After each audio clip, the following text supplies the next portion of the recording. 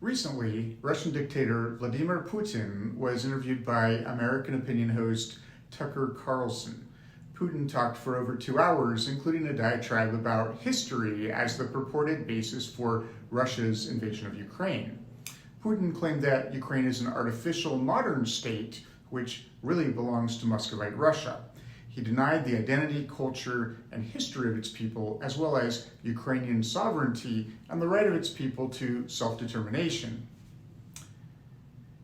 I will respond for 3 reasons. The first is that some in the West who do not know history have praised Putin's supposed knowledge of history and his alleged sincerity.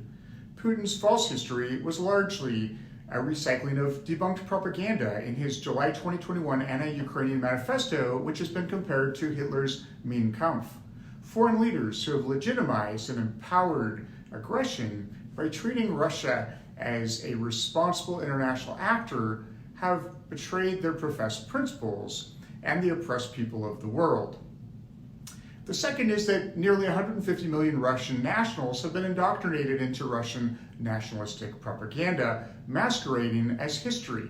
It appeals to dark psychology, providing a sense of superiority and entitlement while framing resentment and oppression of other peoples as patriotic acts. Russian moralist Alexander Solzhenitsyn observed in the Gulag Archipelago that Germany has had an extensive reckoning with its own history, whereas Russia never has. Solzhenitsyn wrote that Russia's failure to punish and reproach evildoers ripped the foundations of justice from beneath new generations and ensured that evil would rise up 1,000-fold in the future.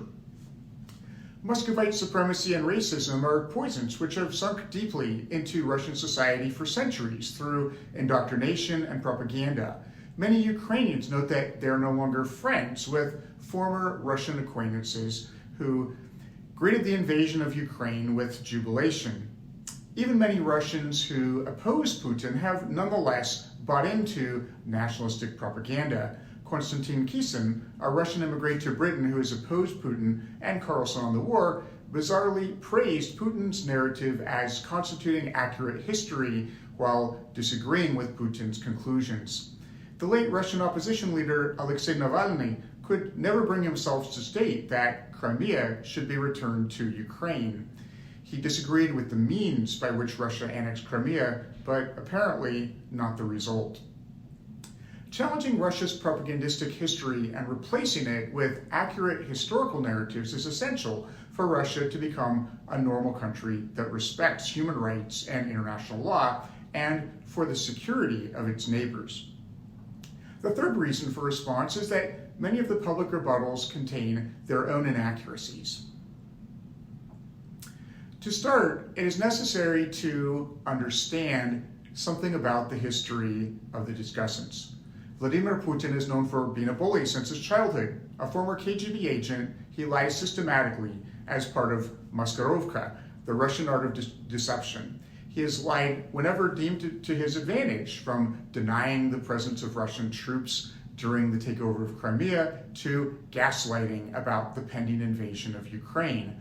Putin is a master of Marxist-Leninist agitprop, agitation and propaganda. Words are used cynically and instrumentally as a means for furthering an agenda. Any means necessary to achieve an ideological goal are deemed acceptable. He routinely accuses others of crimes of which he and his administration are guilty. Putin's allegations accusing Ukraine of fascism, genocide, oppressing ethnic minorities, and more are projections of Russian state policy. Sociopaths use the trust and gullibility of agreeable individuals as a weapon against them.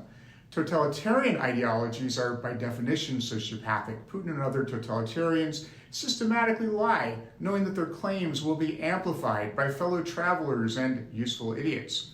They exploit Western naivete to sow fear, confusion, and to gain sympathy. It is not necessary for them to convince everyone, but only to sow enough doubt and confusion for the West to stay on the sidelines and to make unwarranted concessions. Tucker Carlson is an American opinion host. In 2017, Carlson stated, "Why is Putin such a bad guy? He's not a danger to the United States." In 2019, he stated, "We should probably take the side of Russia if we have to choose between Russia and Ukraine."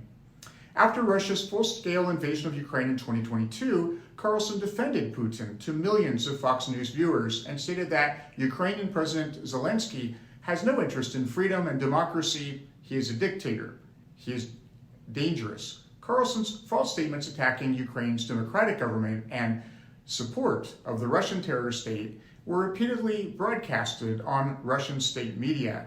Carlson's role in inverting reality as a propagandist for Putin's invasion of Ukraine parallels that of New York Times reporter Walter Duranty in the early 1930s, who praised Stalin and the Soviet regime while covering up the murder of millions of Ukrainians in an artificial famine. Throughout history, tyrants have attempted to legitimize oppression through mythical history and false names. The institution of kingship, which imposed oppression on more egalitarian Neolithic societies, was propagandized as being done on the basis of the divine right of kings who allegedly descended from mythical heroes who were the children of the gods. The name of the ancient Akkadian conqueror Sargon means true king. This name shows the need to allay public doubt regarding his legitimacy, almost certainly branding him as a usurper. After the siege of Mariupol, which inflicted the largest humanitarian catastrophe in Europe since the Holocaust, Russia's first act was not to deliver water, food, electricity, and medication, but to send trucks with large screens broadcasting Kremlin propaganda. In the dystopian novel 1984, a parody of the Soviet Union, George Orwell wrote, "Who controls the past controls the future. Who controls the present controls the past." The economist Ludwig von Mises, born in Lviv during the Austrian period, wrote in his book Socialism, quote, "For the Marxist, historical research is merely a means of political agitation. Its use is to furnish him with weapons. He smuggles an evaluation of this material into a composition which pretends to be scientific," end quote. Putin's narrative is best understood as instrumental to the agenda of power and control. It is not real history, but a myth fabricated and embellished by propagandists from the time of the Muscovite czars to legitimize Russian imperialism. Only one act has consistently been punished in Muscovite Russia: telling the truth. Lenin and Stalin boasted about lying. Like them, Putin has actively suppressed truth to forcefully impose a false narrative. Challenging this false history is criminalized in Russia. Tucker Carlson, Konstantin Kisin, and others have asserted that Putin's claims are sincere and reflect genuine beliefs. Yet, passionate assertion of falsehood is not an indicator of sincerity. It is the mark of a sociopath. Con men would not be successful if others did not find them convincing. The imposition of a narrative by force and disallowal of contrary evidence is a strong indicator of its falsehood and the dishonesty of its proponents. Russian dissident Alexander Solzhenitsyn wrote in his 1970 Nobel lecture that violence, quote, "is invariably intertwined with the lie. They are linked in the most intimate, most organic, and profound fashion. Violence cannot conceal itself behind anything except lies, and lies have nothing to maintain them save violence," end quote. The first major historical error is the anachronism and conflation of historical Kyivan Rus with modern Muscovite Russia. The origins of Muscovy are not in the legacy of Kyivan Rus, but as a client state of the Mongol Golden Horde. The Muscovites were the historic enemies and oppressors of the original people of Kyivan Rus. They destroyed and pillaged the ancient cities, appropriated their heritage, and inverted their values. Muscovy's territorial expansion occurred primarily through violence and betrayal of neighbors, not as a voluntary union through shared culture and interests. Kyiv was founded in 482 AD. Many other cities were established on the territory of Ukraine in the ensuing centuries. Moscow did not exist until centuries later, nor did it ever have sovereignty during the Kyivan Rus period. There is no historical continuity between Kyivan Rus and the Muscovite state. In 1169, Prince of Vladimir Andrei Bogolyubsky sacked and destroyed Kyiv, burned the churches, and stole or destroyed religious artifacts. He imposed his brother, who was quickly overthrown, as an impostor to rule in Kyiv. Bogolyubsky was a barbarian who felt no kinship with the historic and sacred places of Kyivan Rus nor its peoples. He sought only power and wealth. In approximately 1260, Golden Horde vassal and Prince of Vladimir Alexander Nevsky bestowed lands on the Moscow River deemed his least valuable holdings to his youngest son, Daniel. The official website for Moscow chronology claims that Moscow is first mentioned in an account of Prince Yuri Dolgoruki in 1147, but provides no original documentation. The Golden Horde's first census of populations in their domain from 1237 to 1238 and second census 1254 to 1259 of population make no mention of Moscow. It appears only in the third census in 1272. At the decree of Tatar-Mongol Khan Mengu Timur, Moscow became a princedom in 1277 and was designated an ulus, or subdivision of the Golden Horde. As Danilo never became the Grand Prince of the nearby Principality of Vladimir, he and his heirs had no legitimate claim to its throne under traditional Rus succession law. After 2 centuries of tutelage as a vassal of the Mongol Empire until 1480, Muscovy expanded through treachery, betrayal, and violent conquest of other states. Putin represented the Union of Novgorod as if it represented an amicable union of people with shared heritage and common interests. In fact, Ivan III conquered Novgorod in 1478 while still under the Mongol yoke. Ivan the Terrible sacked the city in 1570 and massacred men, women, and children with great cruelty. Muscovite invaders razed the city and destroyed its heritage and legacies. Merchants and nobles were deported, forerunning policies of forced deportations that continued throughout the Tsarist period to the Soviet period and contemporary Russia. Novgorod, founded in 859 AD, was one of the oldest cities and the third most populous in Muscovy before the 1570 massacre. It never recovered its former status and glory, and today ranks 86th in population among Russian cities. The scenario was repeated in region after region as the Muscovite state expanded through conquest, betrayal, murder, and oppression. In 1701, Peter I began to systematically eliminate ancient chronicles, archives, and historic artifacts from subject peoples. A falsified history was created claiming for Muscovy the legacy of Kyivan Rus. In 1721, Peter decreed the change of the name of Muscovy to the Russian Empire. After examining the archives, Catherine II became aware that Muscovite history was based on oral tradition, or bylyny, with no evidentiary support. To address this, she continued Peter's work of falsification, retaining scholars to formulate a sanitized official history to match her imperial ambitions. Muscovy's origins and tutelage as a subsidiary of the Golden Horde were disregarded, whereas the legacy of Kyivan Rus was appropriated. Many Western history books anachronistically parrot Muscovite propaganda in referring to the so-called history of Russia from the founding of Muscovy and the time of Ivan the Terrible, or even earlier to Rurik in the 9th century. There was no country named Russia until 1721. Peter I renamed his state as the Russian Empire as an imperialistic claim, attempting to appropriate a legacy that did not belong to Muscovy. It was in the same vein as earlier claims made by his rivals. In the 14th century, the Kingdom of Poland defeated the Mongol overlords to take control of Red Ruthenia and parts of Volhynia and Podolia.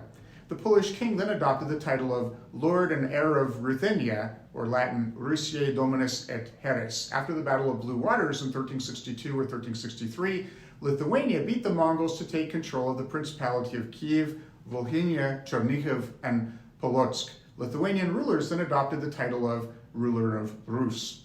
These claims arose from military force and not from any valid historic or legal basis. The 19th century title of the Muscovite Tsars included 54 specified claims as well as unspecified ones. Among other titles, the Tsars claimed to be rulers of Poland, Finland, the Baltic states, the Caucasus, Turkestan, Norway, and northern Germany.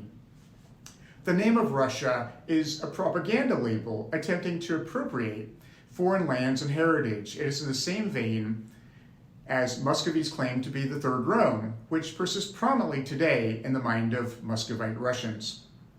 Muscovy's claim to the title of Russia would be as if the state of Texas, having split off from Mexico, changed its name to Anglo-Saxony and claimed historical sovereignty over Denmark, Norway, parts of northern Germany, the United Kingdom, and the US and Canada. As usurpers with nothing to support their falsehoods except force, the Muscovite rulers from Ivan the Terrible to Putin have attempted to conceal the truth. The very existence of Ukraine is deemed to constitute cause for violence, as former Russian President Dmitry Medvedev recently admitted. Ukrainian poet Taras Shevchenko referred to the oppressors by their true historical name, Muscovites, not Russians. In 2023, Ukrainian President Zelensky announced an initiative to evaluate redesignating the aggressor nation as Muscovy. Calling it by its proper historic name would be an important step to de-imperializing and decolonizing the Russian Empire. The Soviet era was marked by even greater atrocities and genocide against non-Muscovite subjects. Studies and publications of Ukraine's distinct non-Muscovite history, culture, and nationhood were banned by Soviet censors in the 1920s. In The Falsification of Memory, History as a Tool of Communist Propaganda, historian Anna Chikotska noted that history was, quote, a heavily politicized instrument of propaganda, the sole purpose of which was to perpetuate the rule of the Soviet regime. She wrote, as soon as the Bolsheviks came to power in Russia in 1917, history as a science of the past was destroyed. It became a political tool totally controlled by the communist authorities and an instrument of communist propaganda.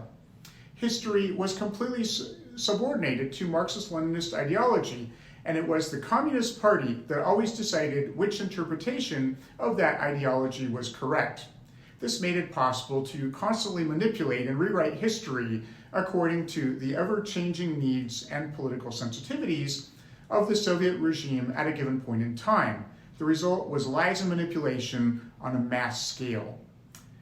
The Bolsheviks fabricated their own version of both national and global history. In Soviet propaganda, the USSR was the embodiment of progress, meaning everything that served its interests was progressive, and everything that opposed it was reactionary. She continued, Stalin was also glorified as the successor of the despots who built the strength of the Russian Empire in the past. Ivan the Terrible, Peter the Great, and Catherine the Great. In the 1930s, a growing Russian nationalism emerged in Soviet propaganda and culture. The motif of a, quote, strong Russia, end quote, appeared in Stalin's speeches. Soviet and Russian patriotism became one and the same, end quote. Putin's false history builds upon both Tsarist and Soviet indoctrination and propaganda. This is why many Muscovite Russians find Putin's narrative familiar and thus wrongly deem it to be historical. Russian nationalists have claimed that Muscovite Russians, Ukrainians, and Belarusians are one people with common origins. This claim has been uncritically parroted by Western outlets that have not performed due diligence. For example, the British Broadcasting Corporation's rebuttal of Putin's false history included their own erroneous claim that, quote, Russians, Belarusians, and Ukrainians came from the same stock, end quote. This is false. The cultures, tribes, and peoples on the territory of Ukraine have been different from those of Muscovite Russia through all of history, even in the Neolithic period and earlier. The peoples of Kyivan Rus on the territory of Ukraine are neither the primary ancestors nor descendants of the Muscovite Russians. Many distinct peoples have lived on the territory of Ukraine. In Neolithic times, the Kukuteni-Trypillian period is attested from 5500 BC. The Stone culture further east was followed by the Western Yamnaya culture and the Catacomb culture. In the Iron Age, Dacians and nomadic groups, including the Cimmerians, Scythians, and Sarmatians, lived on parts of the territory of contemporary Ukraine. Greek colonies were founded along the northern shore of the Black Sea in the 6th century BC. From 250 to 375 AD, Goths migrated on the territory of Ukraine. They are known in the archaeological records as the Chernyakiv culture from settlements around what is now Kyiv, but spread across much of the territory of Ukraine. In the 7th century, Turkic tribes called the Bulgars lived north of the Black Sea on the Pontic steppe. These are but a few of the many different people groups that have inhabited the territory of Ukraine. Proto-Slavic peoples are believed to have arisen in the territory of western Ukraine. 3 tribes, the Antes, Veneti, and Sklavini, are recorded in antiquity. The Antes, traditionally considered common ancestors of Eastern Slavs, are also ancestors of East Southern Slavs and many Western Slavs. The Veneti, regarded as the common ancestors of Western Slavs, also contributed substantially to the people living on the territory of Ukraine and Belarus. An attack by the Pannonian Avars in 602 AD led to the collapse of the Antes Union. During the migration period of the 5th and 6th centuries AD, several Slavic tribes lived on the territory of Ukraine. The Polyania, meaning field people, lived on the west bank of the Dnipro River around Kyiv. Volhynians lived along the western Bug River in parts of western Ukraine, southern Belarus, and eastern Poland. The Drevyania, meaning forest peoples, lived on the territory of northwestern Ukraine and southern Belarus, between the Volhynia and Polyania regions. The Buzhans lived near the southern Bug River, near the heartland of the earlier Trypillian culture. The Tivertsi or Tiverians lived near the Dniester River and Low Danube, becoming the ancestors of the Podolian culture and many peoples of the southern Odessa region and parts of Moldova and Romania. The Horvati became ancestors of Transcarpathian Ukrainians and Rusins, as well as Croatians. Together, these tribes form the heartland of the Kyivan Rus state. None of these tribes are major ancestors of Muscovite Russians. The Muscovite peoples had different origins. No major Slavic tribe inhabited the area around Muscovy at the time when Kyiv was founded. The native inhabitants of the region were Finno-Ugric tribes, including Mordvins, Meria, Mari, Meschera, and Moroma peoples. There were some Baltic peoples, among whom only the name of the Galindian or Goliad people associated with the Moshchiny culture is known. It has been claimed by Muscovite historians that Slavs from the Chernyakhov culture arrived in the 3rd century AD, but this group is recognized by archaeologists as Gothic and not Slavic. In the 6th and 7th centuries AD, Slavic migrations reached Lake Ilmen near Novgorod. The Ilmen Slavs, Krivichi and Radomichi, emerged.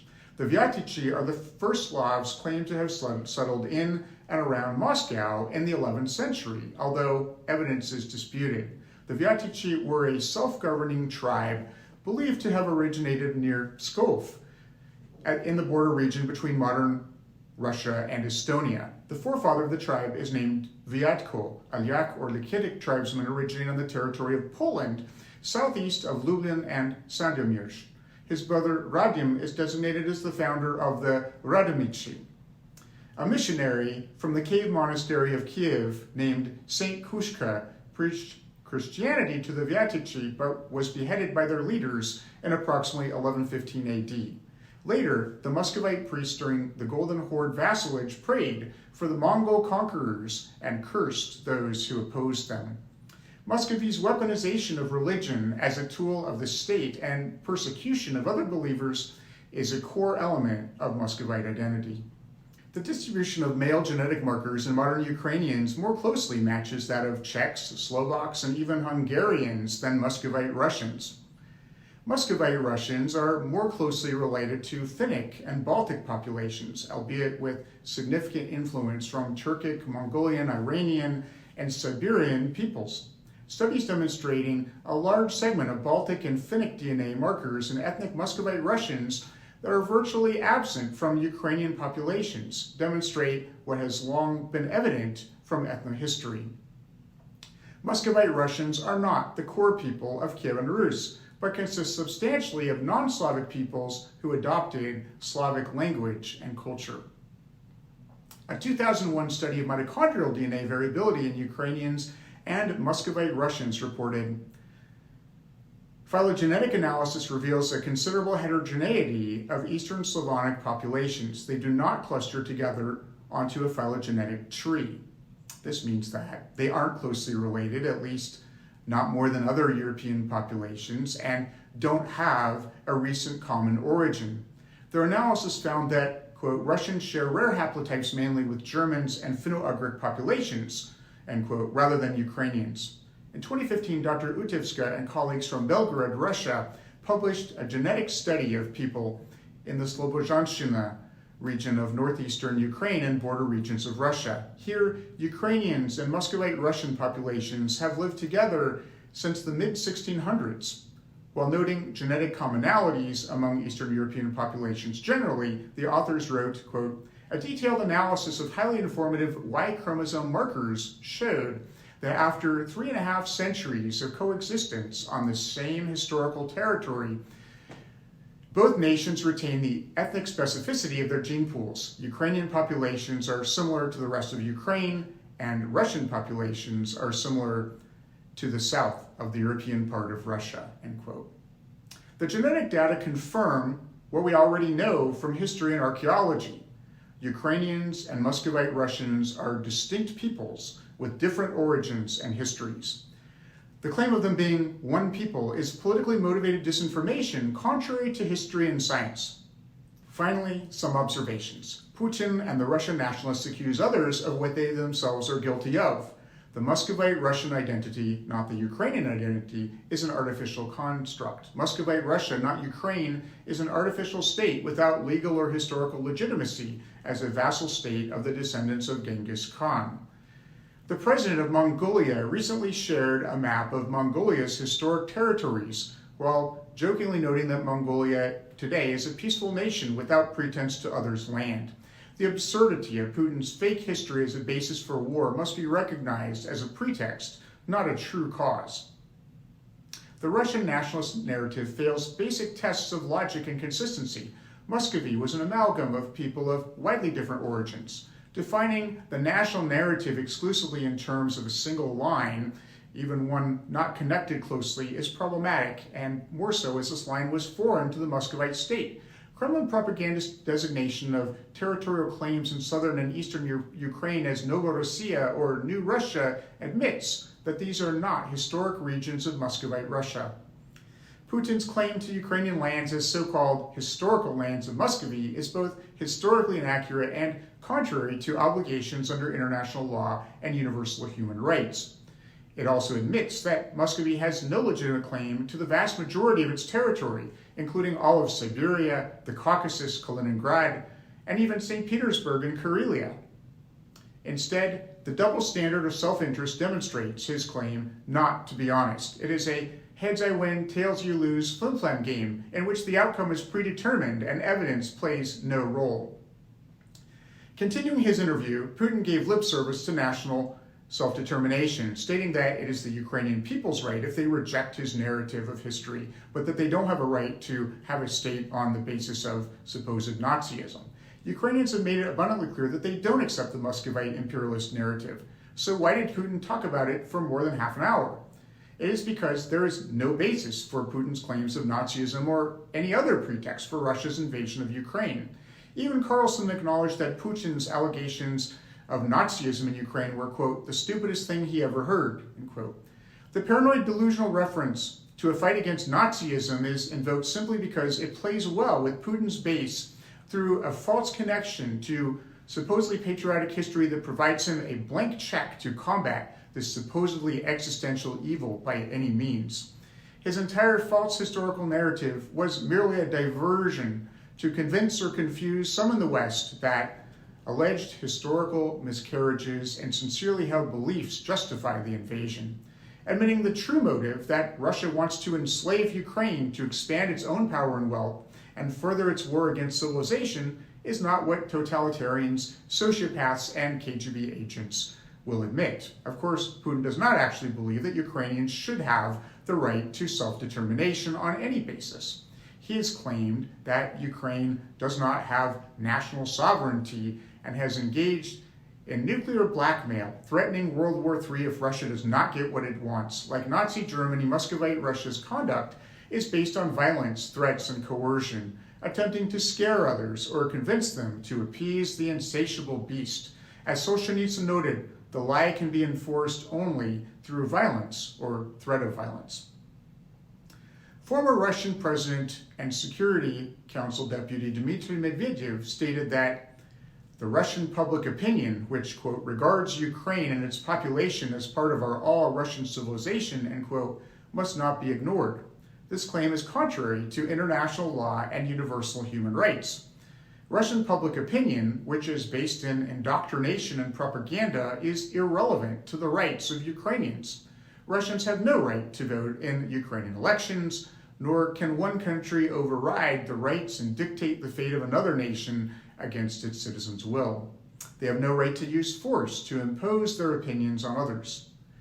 The international community's duty is to ensure that third parties do not get to impose their will on Ukraine. I hope this video was helpful in providing context and analysis. Thank you for watching.